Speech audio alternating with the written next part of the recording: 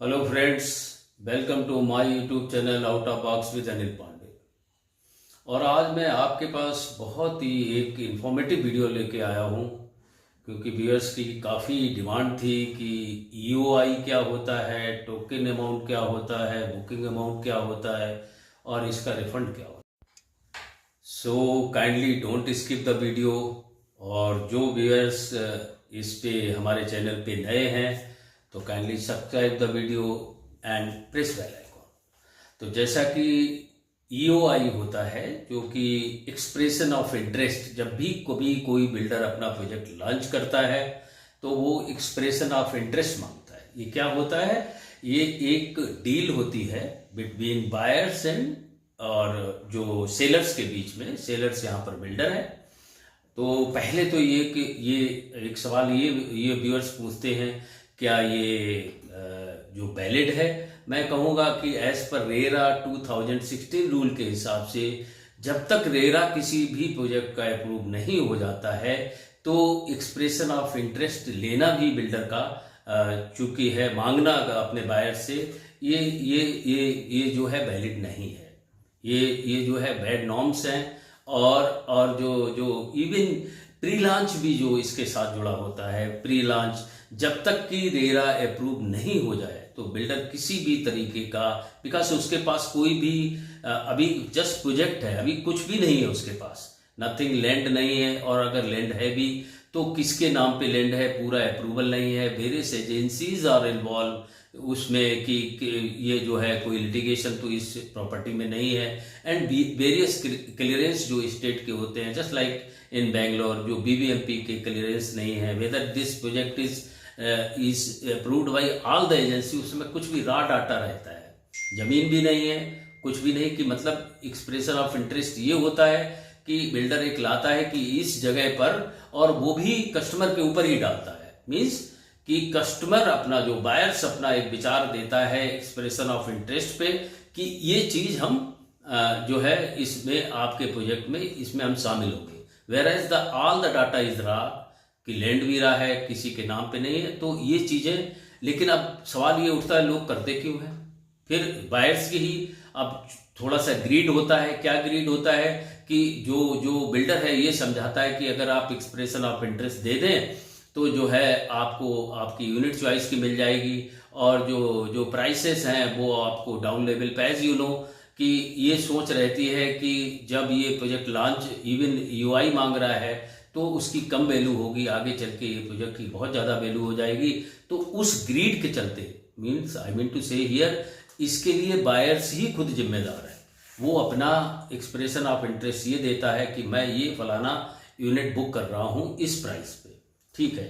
अब इसका तो कुछ नहीं किया जा सकता है, लेकिन मैंने एक रूल मैं बिल्कुल साफ कर रहा हूँ, as per RERA 2016 doesn't allow this expression of interest or even pre-launch advertisement marketing of any the project till the RERA registration number is not, मतलब जब तक कि रेरा रजिस्ट्रेशन नंबर आपको उस प्रोजेक्ट पे नहीं मिलता है तो ये गैर कानूनी है। अब करते क्या है? अगर आप कर भी रहे हैं तो उसके साथ कुछ क्या सावधानियां बरतनी चाहिए, और क्या ये आपका पैसा रिफंड हो सकता है, नहीं हो सकता है? क्योंकि जितने भी इन्वेस्टर्स हैं बहुत जल्दी में आके उनको इस प्रॉपर्टी के बारे में, और मुझको रिक्वेस्ट भी किया है कि इसके बारे में आप थोड़ा सा मुझे इसके क्लियर करिए, ईओआई का पैसा जो है रिफंड होता है या नहीं होता है। तो पहले मैं ईओआई का क्लियर करता हूँ आपको। जैसा कि मैंने शुरू में बताया, ये एक्सप्रेशन ऑफ इंटरेस्ट होता है बायर्स एंड सेलर्स के बीच में, जिसमें कि वो बोलता है कि आपको as per term and condition, suppose आपने 60 लाख का कोई भी 2 BHK बुक किया है फॉर एग्जांपल, बोलेगा कि इसमें आप जो है 6 लाख जो है हमें ईओआई का एक आप हमको चेक दीजिए। अब होता क्या है, इसमें भी ये स्कैम होता है। मान लीजिए उसके पास यूनिट है 350, जरूरी नहीं है कि आपने ईओआई दे भी दिया तो आपको वो यूनिट दे देगा।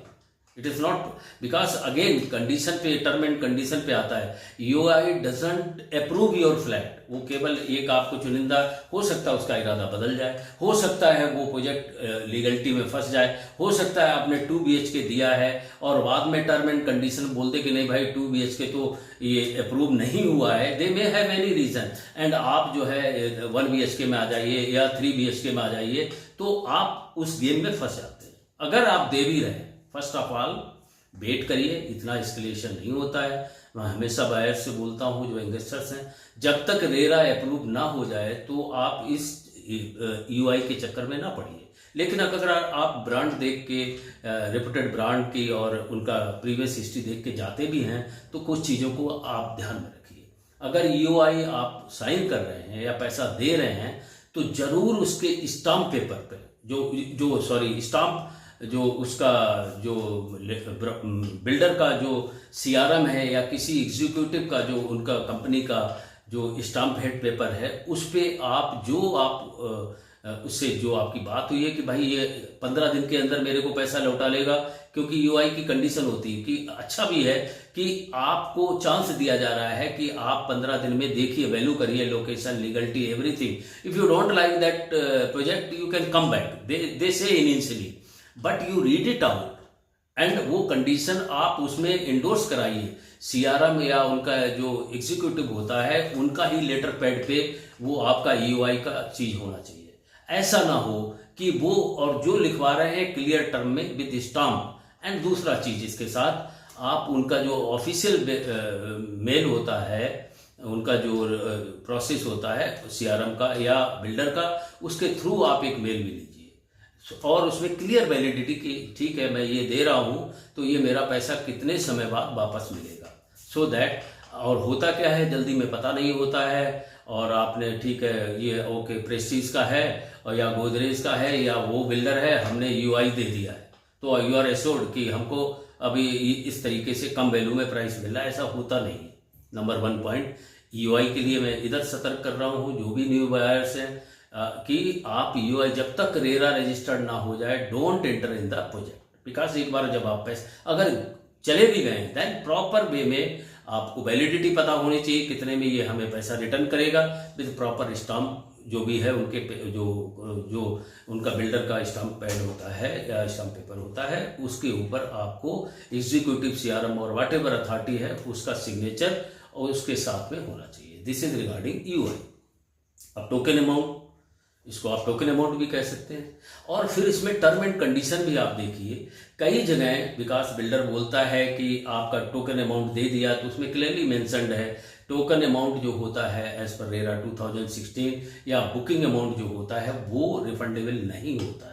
It is totally, and that RERA also approve कि ये बिल्डर की चॉइस पे होता है। बिल्डर ये तय करता है कितना पैसा, यदि आपने उससे बाहर निकलना चाहते हैं उस यूनिट से, तो कितना पैसा आपको रिटर्न बिल्डर करेगा। इट इज सोनली बिल्डर का एज पर, बिकॉज रेरा बनाई है दोनों लोगों के हित के लिए, बिल्डर के लिए और बायर के लिए। तो कुछ गाइडलाइन है उसके थ्रू ही आपको जाना चाहिए। और जो भी चीज लें या जो भी चीज आप इसमें यूआई दें या यूआई के बारे में, तो आप वर्बल पे नहीं, वर्बल पे कोई चीज नहीं होती है transaction. What ever you do the transaction it must be with signature, with seal, तब आप इसमें जाएं। तो क्या होता है कि कई बार अब जो होता है इस केस में लोगों को पता नहीं होता है, इन्वेस्टर्स को या जो भी है, और वो जो है अगर वो तरीके से, अगर वो प्रॉपर तरीके से कोई चीज़ नहीं लेते और रॉ डाटा है यूआई का, अभी कोई भी लैंड एक्वायर नहीं हुई है, अभी कोई भी अप्रूवल जो कि वेरियस एजेंसी से लिए जाते हैं उस जमीन के बारे में नहीं लिए गए, आपको पता नहीं है, कल कोई एनजीटी क्लियरेंस इसमें आ गया या कोई और BBMP has not authorise that project या कुछ और अड़चन पड़ गई, तो आपका तो पैसा हिलक गया। आपने उसमें पैसा जो भी दे के रखा है, it is solely if you are not reading carefully and if you are not taking on the proper the company उनका जो होती है लेटर पैड पे यदि सिग्नेचर एग्जीक्यूटिव अथॉरिटी से नहीं लिया है, देन आपका पैसा, और इन चीज में just it is like a paper, if you go to court also 1-2 lakh रुपए आप अपने एडवोकेट पे खर्च करेंगे, वो पैसा रिफंड नहीं होगा। अगर रिफंड भी बहुत हो गया और तो अगर दे भी दिया तो आपको कितने हर्डल क्रॉस करने पड़ेंगे वो आपके ऊपर, बायर्स के ऊपर। और इसका जिम्मेदार केवल बायर्स ही है। फिर मैं बोलूँगा बुरा जरूर लगेगा, क्योंकि बायर्स बहुत जल्दी में अगर वो कानूनी चीज़ें वो नहीं देखता है और परवली चीज़ पे बिलीव करता है, तो ये उसके लिए उसका हार्ड एंड मनी जस्ट मतलब जो है वो खोने का डर रहता है। तो मेरा यहाँ पर यही है कि पहले तो जो भी बायर्स हैं किसी भी प्रोजेक्ट में जाएं, तो जब तक रेरा अप्रूव ना हो तो वो उस प्रोजेक्ट में ना जाए, बिकॉज रेरा इज रजिस्टर्ड। आपका जो भी है वो आपको फ्लोर प्लान मांगेंगे तो फ्लोर प्लान दिखाएगा, आपका जो अप्रूवल्स मांगेंगे तो वो सब कुछ दिखाएगा। जिस चीज़ का जमीन ही नहीं है और उस पर आप यूआई दे रहे हैं फॉर ग्रीड के चलते, कि हो सकता है कि अभी हमें ये कम वैल्यू पे दे दे और बाद में जो है स्केलेट हो जाए प्राइस और मैं बेच के इधर से निकल लूँ, ऐसा होता नहीं है। It doesn't happen like that, क्योंकि ये बहुत बड़े प्लेयर्स होते हैं बिल्डर्स, और इनके पास बहुत बड़ी लॉ फर्म एजेंसीज होती हैं। आप अकेले हैं फील्ड में, तो आपको तो पता नहीं है कि कैसे लड़ा जाए। आपने बस इतना देख लिया कि ये ब्रांडेड हो या कोई हो, जब तक रेरा अप्रूव नहीं है उस प्रोजेक्ट में जाना नहीं है। और अगर ग्रीड के चलते आप चले भी गए तो you must have the information. Barbari कुछ नहीं है, वो बोल देगा आपको उस समय, उसको तो बुकिंग करना है। और होता क्या है, सपोज मान लीजिए फॉर एग्जांपल मैं बता रहा हूँ, गोदरेज हो या प्रेस्टीज हो, वो उसके पास 350 यूनिट होंगी और वो क्या करेगा, यूआई जनरेट कर लेगा नियर अबाउट 4,000 लोगों से। उसका पैसा वो डिले करके जो भी है, बिकॉज 350 यूनिट को ही वो दे सकता है, चाहे एक्सप्रेशन ऑफ इंटरेस्ट हो, और अभी उसका प्रोजेक्ट भी लॉन्च नहीं हुआ, तो उस पैसे को वो जितनी देर में देगा उतना वो फायदा करेगा, उसका इंटरेस्ट खाएगा। और चूंकि 350 यूनिट है, वो कलेक्ट करके बैठा है 4,000 यूआई, तो 6 लाख के हिसाब से multiply by 4,000, you can understand this huge amount that capital he is eating and he has to deliver only 350। और कौन जानता है जो जिस कीमत पे आपको वो अभी बोल रहा है उससे, और उसके बाद जो वो डिक्लेयर करे तो उसमें ऑफर ज्यादा दे। आपने तो साइन कर दिया कि भाई इतने पे देगा ये मुझे, और हो सकता है कि आपको वो ऑफर ना दे, उस तरीके की आपको यूनिट ना दे। तो इन सब चीज़ों से बचना चाहिए। अगर फिर भी आप ले रहे हैं तो प्रॉपर तरीके के दस्तावेज उसके साथ आपको लेना चाहिए। आपको पता होना चाहिए कि हमें ये 15 दिन के लिए बोल रहा है, कितना अमाउंट, फुल अमाउंट और दे रहा है, या कहीं फोरफीट कर दे रहा है कि आपने 2 BHK किया वो 1 BHK या 3 BHK में लगा दे रहा है। सो these kind of the things for new buyers you must take care of this। बहुत लोगों से रिक्वेस्ट आई थी कि यूआई के बारे में आप बताइए।